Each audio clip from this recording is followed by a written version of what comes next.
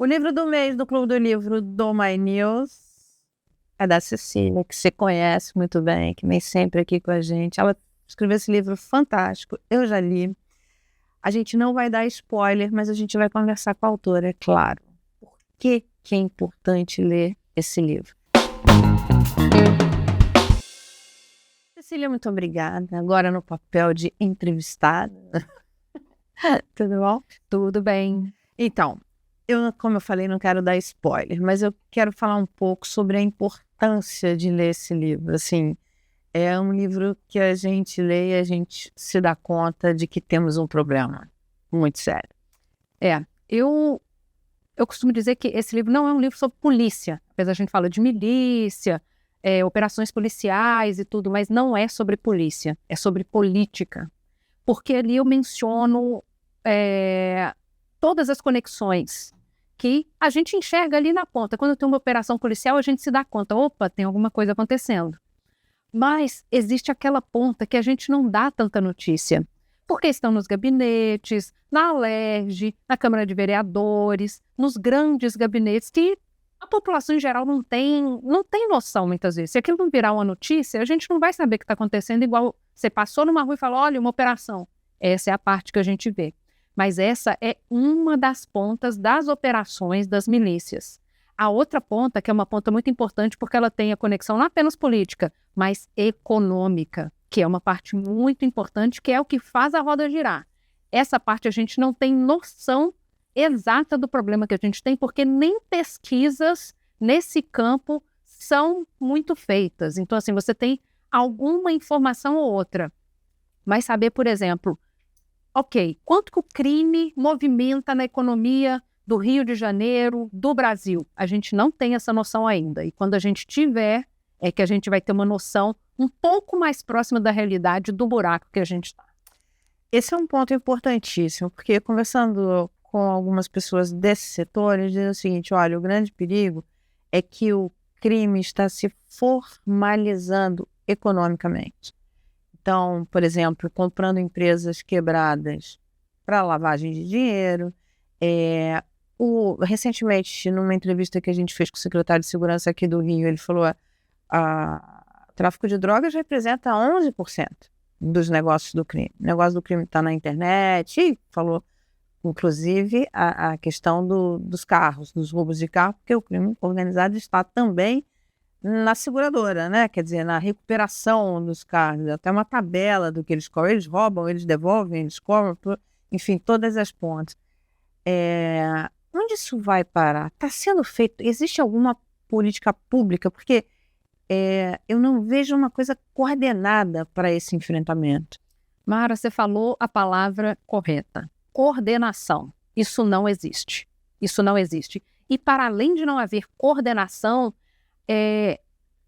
os meios que a gente poderia utilizar para poder enfrentar esse tipo de problema são muito defasados. Eu não sei quantas das pessoas que estão aí vendo e ouvindo a gente já foram em uma delegacia para poder ter noção de tudo que falta. De papel, a pessoal, a equipamento, computador dando pau, tudo é problema. Então, assim, isso é muito grave. Eu lembro que um tempo atrás eu entrevistei um promotor. Tempo atrás, assim, um tempo considerável atrás aí, para não revelar muita idade. E eu perguntei para ele, assim, eu estava investigando o Jogo do Bicho na época. E aí, esse promotor me falou, ali no momento da nossa entrevista, que ele estava fazendo 20 anos de Ministério Público naquela época.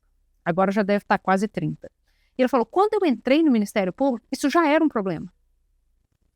Mas só que hoje, ele falou, eu tenho a sensação de que eles estão sempre à frente da gente. Aí ele me deu o exemplo dos caça-níqueis. Ele falou, quando a gente consegue organizar tudo para poder aprender a máquina de caça-níquel, não é isso que eles estão usando mais, estão usando placas. Então eles estão importando só a placa, um pedaço do maquinário inteiro. Então assim, aí eu tenho que mudar toda a investigação para poder enquadrar uma placa. E isso é muito rápido no mundo do crime. Hoje nada disso faz sentido mais. Nada disso faz sentido, porque a gente tem um celular. Do celular, as pessoas conseguem cometer tantos golpes. Tanto é que, presta atenção aí, nas últimas notícias, saiu agora recentemente os dados do Fórum Brasileiro de Segurança Pública. Os índices criminais, como a gente conhece, estão caindo. O de celular está estratosférico, porque ali é o meio ideal. E é ideal por quê? É muito melhor para o criminoso essa vida. Porque assim, você não precisa gastar dinheiro comprando arma, contratando segurança, correndo risco de vida, você não precisa colocar gente para tomar área A, área B. Você compra uma central telefônica, liga aquele monte de cabo e roda. Todo dia você vê uma espécie de golpe novo. Eles invadem sua conta, eles criam lá um robô que vai te ligar, vai pedir seus dados. Vai acabar com sua vida. Vai acabar com sua vida. É muito mais barato para o criminoso e muito mais rentável. Então, assim, os crimes estão migrando, eles estão saindo da rua, tirando o contato do peguei seu celular, saem dali e vão para a internet. E aí a gente tem problemas gravíssimos também de regulação, porque a gente tem as apostas, esses bancos que recebem esses dinheiros que são transferidos das contas, já entra em outro site, já roda outras rodas. Então, assim, isso tudo a gente precisa correr atrás desse prejuízo, eu falo do ponto de vista tecnológico e técnico das polícias, dos ministérios públicos, para poder conseguir enfrentar essa parte que é a parte mais importante do crime, que é onde o dinheiro roda. Porque a gente vê um assalto na rua, uma operação policial que apreende, sei lá, 2 sacos de dinheiro. Isso é nada perto do volume que é movimentado, entre aspas, legalmente. Qual o papel das bets nesse ecossistema? E aí, hoje, muito desses dinheiros, a gente vê esse sistema de apostas das bets, que é um mar muito longe de estar regulado, né? A gente já não tinha regulação lá no jogo do bicho. E a gente viu todo o BO que deu. Agora, isso todo online, né? E aí a fiscalização difícil, não tem uma regulação robusta, grandes advogados acham brecha para poder agir. Um lobby muito grande. Um lobby fortíssimo. Eu não sei se o pessoal acompanhou as matérias que o João Batista Júnior fez, por exemplo, na Piauí, que ele desvendou redes enormes de conexão política e econômica do pessoal das bets. Então, assim, como é que você vai prender um cara das bets se o cara é amigo do deputado A, B e C, dá carona para vários deputados, vários empresários, para poder ir numa festa, em outra, fazer uma viagem A, fazer uma viagem B, faz conexão com prefeituras para poder, olha, eu vou instalar minha empresa aqui no seu município que tem 10 mil habitantes, vou explodir essa cidade de ganhar dinheiro, você me dá aí uns incentivos fiscais? Então, assim, a CPI das bets mostrou isso, né? Porque a senadora Soraya Tronic, ela teve dificuldade de colocar aquele relatório lá, né? A CPI das bets deixou isso para a gente transparente em 2 frentes. A falta de vergonha na cara daqueles que deveriam legislar isso e for tirar foto com quem estava sendo entrevistado. Isso é de uma vergonha que eu não sei nem por que essas pessoas não estão respondendo a processos éticos dentro da Câmara. E você tem o outro lado, que é a dificuldade de convocar as pessoas para depor, achar endereço de pessoas para depor e, inclusive, romper barreiras políticas para poder convidar os amigos dos deputados para depor. Então, assim, isso mostra o buraco que a gente está, nesse sentido da falta de regulação, da fragilidade do nosso sistema financeiro, de conseguir filtrar isso e indicar isso aqui é fraudulento, isso aqui é ok. Como é que você filtra isso, sabe? Então, assim, eu sempre falo, a gente não tem a verdadeira noção do quanto do nosso PIB é legal, do quanto que ele é ilegal e do quanto que nós, cidadãos comuns, estamos contribuindo para fazer a roda do crime girar. A gente não tem essa noção ainda. Esse é um ponto importante, porque o cidadão se sente vulnerável, cada vez mais a gente se sente, mas ele não tem essa percepção da sua participação para fazer essa engrenagem continuar funcionando. Muitas das vezes a pessoa contrata um serviço, às vezes ela compra uma coisa numa loja e ela não tem noção de que, obviamente não tem essa noção, não tem como ela ter essa noção de que é uma empresa de fachada. Às vezes a empresa está prestando um serviço, tá, você comprou um negócio, ele vai te entregar. Mas essa é a parte legal desse negócio.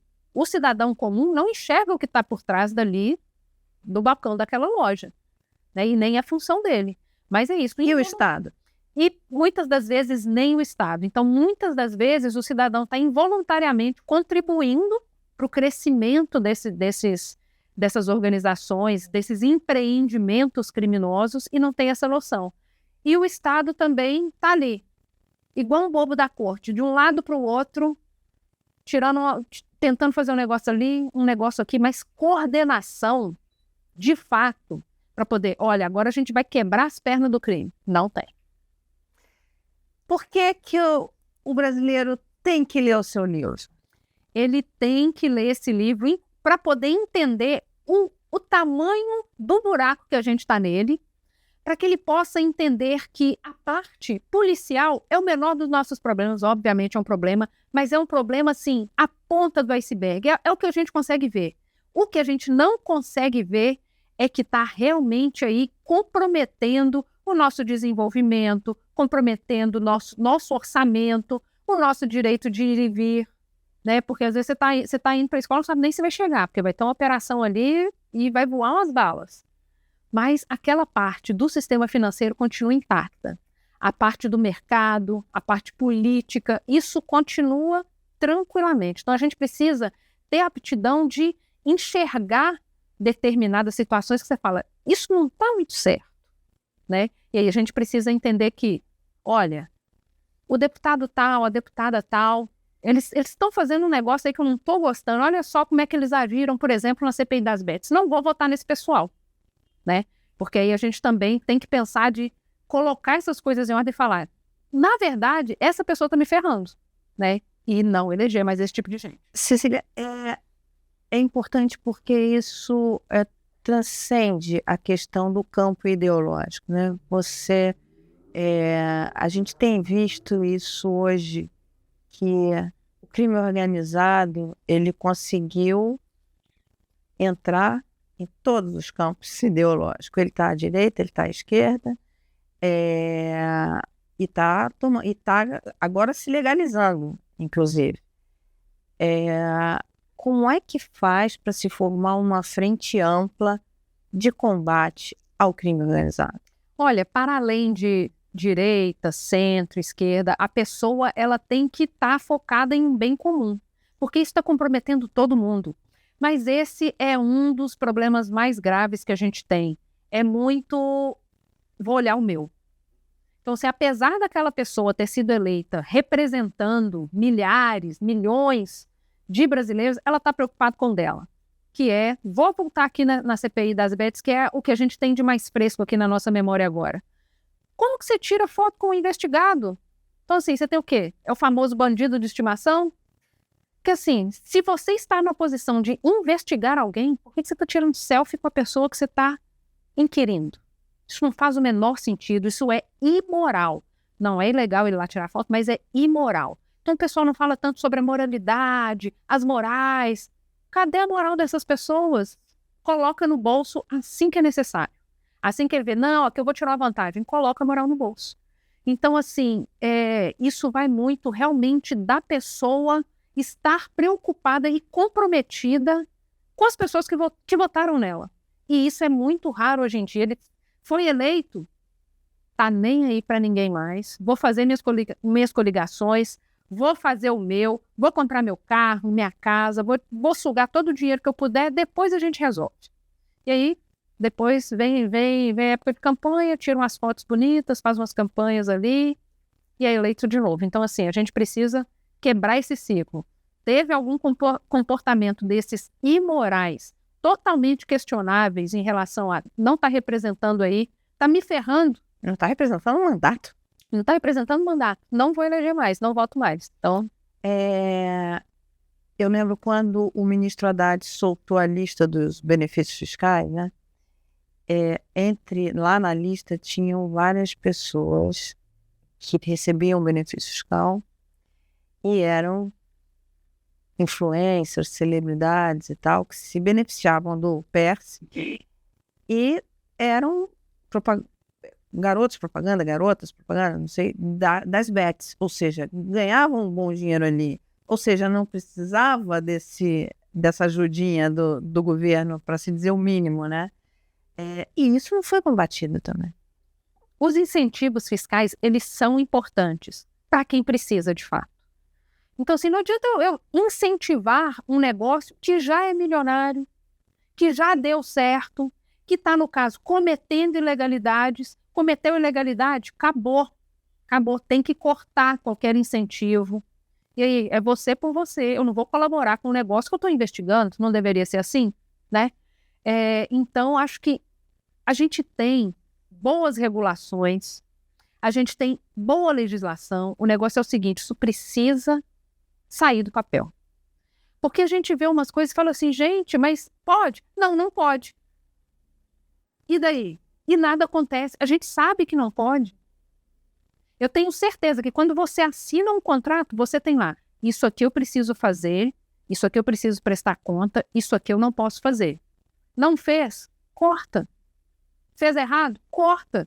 Né? A gente precisa sufocar esses negócios que se alimentam da ilegalidade, inclusive com os benefícios do Estado, em detrimento daquelas pessoas que realmente precisam e que fariam bom uso desses benefícios, desses apoios. Isso para mim me chamou muito a atenção na época, justamente por essa colocação das bets, enfim, junta todos. Você é reconhecida e é uma grande estudiosa na área de segurança pública, você conhece muito há muito tempo. Qual seriam, assim, o que você acha que é a próxima fronteira para o enfrentamento da questão de segurança pública no Brasil? Olha, essa é uma pergunta que eu recebo muito. E assim, eu acho que se a gente, é aquilo que eu falei, se a gente colocasse em prática a legislação que a gente já tem, a gente já estaria muito bem. Porque a gente vê casos de corrupção e a pessoa continua se candidatando, continua ganhando, continua se elegendo. A gente sabe que não pode, né? Cadê a lei da ficha limpa? O que não está sendo aplicado dentro dessa lei, por exemplo? Então, a gente vê esses casos de, olha, essa empresa está sendo investigada. Como é que ela consegue pegar dinheiro ainda emprestado do Estado? A gente tem grandes investigações, por exemplo, de empréstimos sendo concedidos para empresas que desmatam a Amazônia. A gente sabe que não pode. Como é que ela consegue esse dinheiro? Porque se o jornalista que está investigando conseguiu mostrar isso, você vai me falar o quê? A polícia sabe muito mais. Que a polícia não sabe? Que as autoridades não sabem, né? Então, assim, como que essa roda continua girando? A gente já sabe que não pode, a gente já sabe que quebrou essa cláusula, corta aqui. Essas previsões legais já existem. O problema é que elas não são executadas.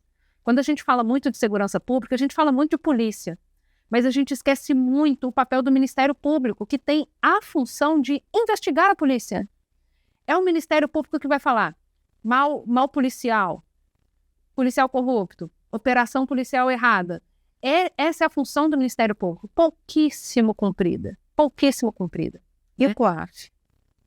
E isso é uma parte importante, porque assim, quando a gente fala, olha essa operação policial, é aquilo que eu falei, a gente está vendo só uma parte. Mas tudo aquilo envolve muito dinheiro. Muito dinheiro. Então, assim, como que os nossos sistemas financeiros não conversam o suficiente para poder te mostrar que tem uma movimentação suspeita? Você já tentou dar um pulo no seu imposto de renda? Você já tentou? Você é pego. Como que se movimenta milhões? Se eu errar R$100 no imposto de renda, caiu na malha fina. Caiu na malha fina. Então, como que você consegue movimentar tanto volume de dinheiro, abrir tantos negócios?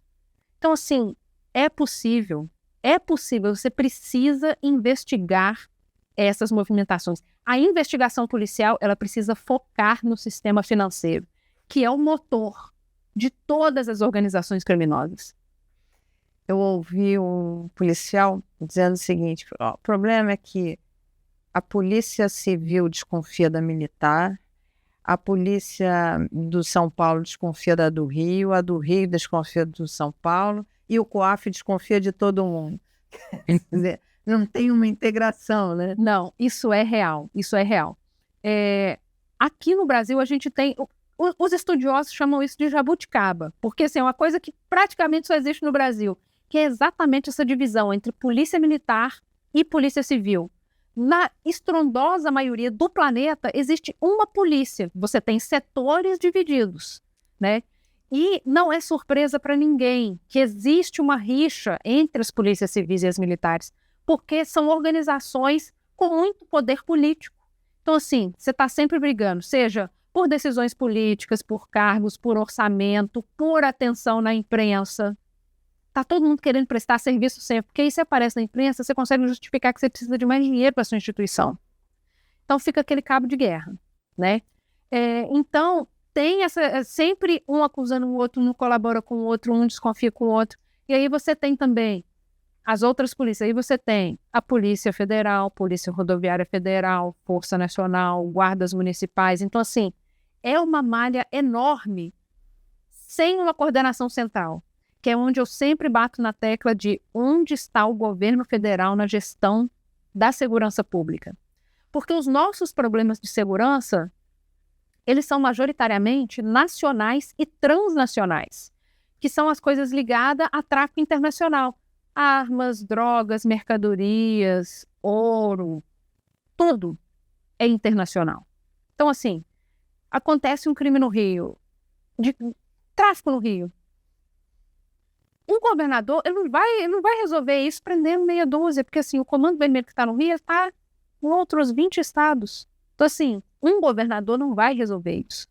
Então, a gente realmente precisa de uma coordenação nacional para poder compreender quais são os nossos problemas. Ainda que a segurança seja uma atribuição dos estados. Exatamente, exatamente. Porque assim, você toma as decisões unificadas, porque vamos fazer uma operação contra o Comando Vermelho. Tá, qual deles? Né? Porque tem em vários estados, coligados com outras várias facções. Então tá, você vai o governador do Rio vai resolver o problema em uma esquina. Isso vai abalar em quê? Essa organização, que é nacional e transnacional, porque não tem Comando Vermelho só no Brasil mais, né? Eu costumo, inclusive, dizer que, por exemplo, o PCC é a maior multinacional brasileira, porque tá no país inteiro, América Latina inteira, Europa, países da América do Norte. Então, assim, que empresa brasileira tem essa entrada toda no mundo? A questão financeira, a questão do mercado financeiro, dos bancos, das finanças, terem um papel importante para se quebrar esse ciclo de criminalidade, você vê órgãos tipo o FEBRABAN participando dessa discussão, atuando? Muito pouco, porque essas grandes organizações, elas entram quando tem uma investigação grande em si. Então, olha, a força-tarefa do Ministério Público está investigando fulano de tal. Aí vai quebrar sigilo A, B e C, tem certas coligações aqui. Aí você vai ter uma certa colaboração. Tá, mas assim, vamos pegar pesado nesse negócio, então?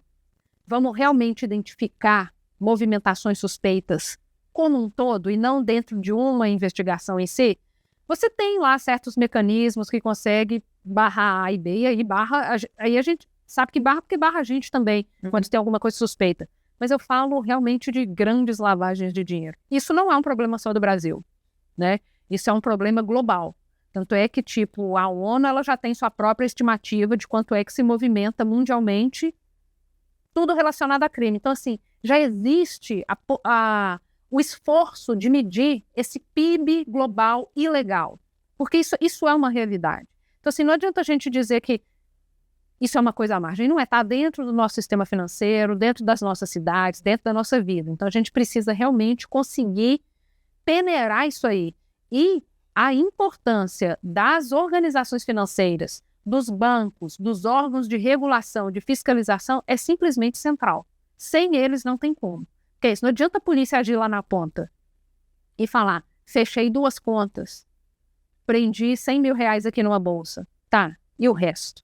Né? Porque isso ali é a parte que a gente consegue ver, a parte que conseguiu pegar. Mas e o que passa batido? É nessa parte que a gente precisa agir. 2017 para cá, a milícia mudou um pouco, né? Saiu assim dos policiais e entrou pra galera civil, como costuma se chamar.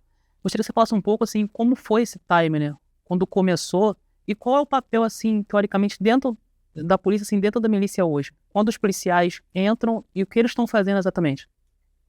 Olha, no livro eu falo de fases da milícia. Então eu falo desde lá do nascimento como grupo de extermínio e o quanto que ela vai mudando, porque aí a gente conheceu, né? Todo mundo já viu falar na Liga da Justiça, no Batman, também todo mundo já conhece o bonde do Eco, mas aí tem nesse meio tempo aqui a gente tem, quando tinha a Liga da Justiça, os grandes chefes ainda eram policiais. No bonde do Eco, já é quando passou para a família Braga, que eram civis, né? Então a gente tem essa movimentação porque prenderam muitos dos líderes ali e esses líderes passaram esse poder para a família Braga, que hoje em dia também já segue caminhando, é um assunto vivo, já está tudo ferrado de novo.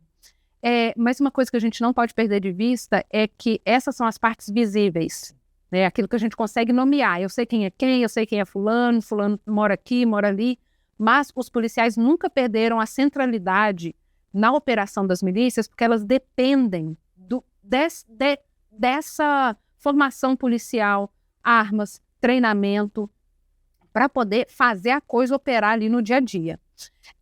E tem também uma coisa ainda maior que, assim, essa parte do poder político das milícias, ele também está ligado a grandes hierarquias dentro das polícias, porque é esse pessoal que conversa com a parte de terno, né?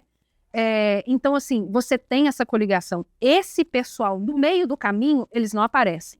Então, você tem aqui o chão de fábrica, que são os milicianos que a gente consegue dar nome, tudo que a gente consegue nomear. Você tem uma parte aqui no meio muito importante que mistura a parte financeira e a parte política, e em cima é aquele pessoal que a gente não sabe nem dar nome, que é quem movimenta, quem dá as ordens, quem define, quem vai fazer o quê, como, quanto custa, né? Que movimenta os sistemas.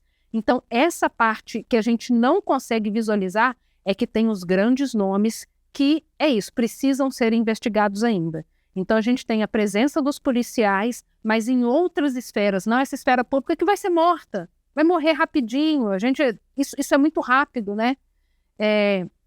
Então, a gente tem os que estão presos, várias pessoas ali da Liga da Justiça ainda estão presas, que são os policiais, os que não são os policiais, mortos, né? E aí a gente tem a história que está viva, continua rodando.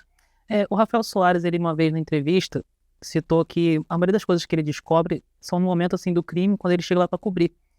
E eu me lembro que na época da Adriano da Nóbrega, quando ele morre, tinha um perfil que ficou 1 ano no Twitter, eu não consegui gravar o nome. Mas toda a postagem que tinha, ele aparecia como um spam e ele reclamava que a morte do Adriano foi essencial para a queda da milícia em alguns lugares. Eu queria que você falasse um pouco sobre isso e realmente a milícia perdeu um pouco de poder com a morte dele. Essas mortes todas, elas mexem eu costumo chamar de geopolítica do crime, né? A história do livro, por exemplo, é a história de uma grande operação policial que aconteceu em Itaguaí e matou 12 milicianos. Um dia anterior a esse, tinham matado outros 5 em Nova Iguaçu, todos do mesmo bonde, o bonde do Eco, e que isso mudou de novo a configuração da milícia, rachou essa milícia, que nos traz aqui para o dia de hoje. Então, assim, isso tudo aconteceu, por exemplo, há poucos dias das eleições. E não sei se o pessoal que está vendo e ouvindo a gente vai lembrar. Era ali, eleições municipais de 2020. E o que estava acontecendo ali? A gente tinha um secretário de segurança que estava de olho nas eleições, foi candidato depois, Alan Turnovski. Foi candidato, foi preso, foi candidato de novo. Então, assim, a gente precisa prestar atenção naquelas coisas que parecem legais, que parecem ok, mas que estão movimentando interesses políticos e econômicos por trás. Então, essas operações policiais, que foram inclusive chamados de força-tarefa para poder impedir a influência da milícia nas eleições, né, o que já diz muita coisa, racharam essa milícia e agora a Zona Oeste o pau está quebrando. Todo de novo, porque as milícias estão se reorganizando, né? Então, essas grandes mortes, elas sempre mexem com as estruturas, até que elas se reorganizam, formam outros grupos e a roda continua girando. Porque não tem um combate correto. Você mata um, quebra um negócio, começa tudo de novo. Então, é tipo fígado. Você corta um pedacinho, o fígado regenera e continua funcionando. Então, assim, né? Você pode matar um, pode matar outro, mas quando você vê essas grandes mortes, aí você citou Adriano da Nóbrega, ou até o próprio Eco, são mortes muito boas, no sentido de que o que eles levaram para o túmulo é o que deveria nos interessar, né? Então, às vezes, tem essas mortes de grandes figuras que estão sendo investigadas, as pessoas comemoram e falam assim, não, gente, quanta coisa foi embora, né? Obviamente que se tiver ali num confronto e for para proteção, isso é uma coisa. Mas eu falo em situações que poderiam ter sido evitadas e que seriam riquíssimas para as investigações. Mas aí eu te devolvo a pergunta. Quem quer saber o que eles tinham a dizer? Eu poderia entregar muita gente, né? Só para finalizar aqui, a gente tem na Alerj a Lucinha, né? Que ela é ligada, já é comprovadamente que ela é ligada com milicianos, e ela tem uma força ainda, né? Quantos, assim, políticos ainda têm essa força com a milícia? O quanto a milícia ainda pode eleger político no Rio? Isso é imensurável, mas eu posso te dizer que muito, né? Isso é, inclusive, uma das coisas que eu falo no livro, no sentido de que o Tandera, que era um dos braços ali importantes, pouco falado, um dos braços importantíssimos ali com o Eco, ele se reuniu com candidatos a vereadores e prefeitos da Baixada. E isso num restaurante. Tem imagem desse negócio. Aí eu te pergunto, como que essas pessoas que estavam negociando cargos ainda estão livres? E assim, tranquilo. Então, assim, na verdade, a gente não se importa com isso o suficiente, sabe? Então, acho que esse é o nosso problema, porque a gente sabe quem são as pessoas. Se eu sei, como é que as autoridades não sabem, né? O negócio e daí? Né? Não tem o e daí. E continua tudo como está. A gente teve a CPI das milícias mais de 20 anos atrás, já, né? Está quase fazendo 20 anos. Então, assim, aquela CPI levantou 200 nomes. O nome da pessoa que eu investiguei agora, que foi morta em 2020, já estava lá. Então, assim, a gente já sabia dessas conexões. Estava lá. O que foi feito? Porque isso, a CPI, ela não tem o poder de dizer, você vai fazer isso, agora tem que demitir fulano. Ela não tem esse poder, ela faz recomendações. E aí tem lá, ó, essa recomendação é para a Polícia Civil, essa é para militar, essa aqui é para a Alerj. Quem cumpriu o quê? Nada foi cumprido, basicamente. Então, assim, eu costumo pensar que essa CPI tirou eles apenas de dentro da política, assim, né? Tirou da Alerj da Câmara de Vereadores, mas não saíram do poder por fora, tá? Definitivamente.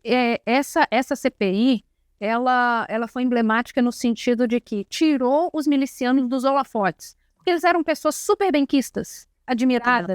Inclusive, alguns ainda são, né?